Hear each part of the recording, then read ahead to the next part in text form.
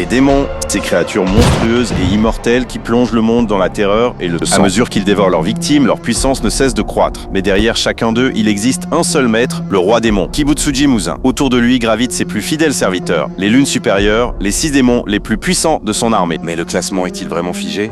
Des outsiders, des nouveau-nés démoniaques, pourraient-ils bousculer l'ordre établi? Aujourd'hui, laissez-moi vous partager mon top 10 des démons dans Kimetsu no Yaiba. Numéro 10, Nakime. Au départ, simple musicienne chargée de rassembler les démons dans la dimension parallèle de Muzan, son pouvoir deviendra essentiel. D'un simple coup de biwa, elle manipule une forteresse infinie, déformant l'espace, piégeant ses ennemis dans des couloirs ou des salles sans fin. Mais Nakime reste une combattante de soutien, plus douée pour gagner du temps que pour détruire. Sa fin cruelle la relègue en bas de notre classement. Numéro 9, Kaigaku. Ancien élève de Jigoro, incapable de maîtriser le premier mouvement du souffle de la foudre, il finira par trahir et devenir démon sous l'aile de Kokushibo. Son style mêle souffle de la foudre noirci et pouvoir sanguinaire, des éclairs capables de brûler la chair et une lame forgée de son propre sang. Malgré ce potentiel énorme, il manquera de temps pour s'imposer. Une comète trop vite éteinte. Numéro 8, Daki. Enfant capricieuse, transformée très jeune, Daki combat avec ses ceintures vivantes, capable de faucher quartier entier et de piéger ses proies. Mais derrière sa puissance se cache une fragilité. Sans son frère, Jutaro, elle s'effondre.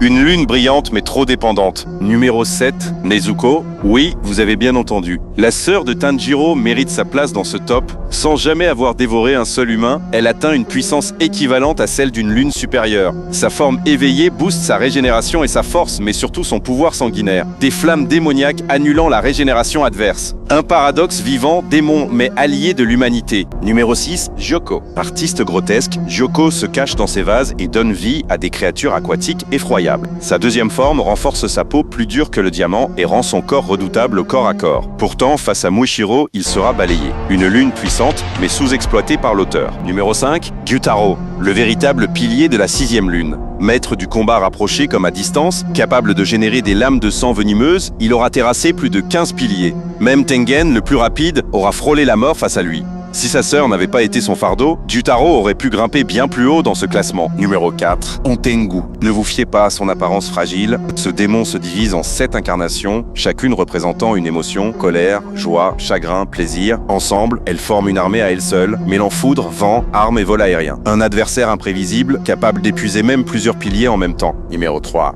Akaza. Guerrier inflexible, il méprise ceux qui n'atteignent pas le sommet de l'art martial. Son style unique, le destruction du vide, combine vitesse, régénération et une puissance brute inégalée. Face à Kyojuro Rengoku, il a montré pourquoi il est l'un des démons les plus respectés. Mais son passé tragique en fait aussi l'un des plus humains. Numéro 2, Duma. Sous son sourire froid et son regard vide se cache un monstre d'une cruauté sans borne.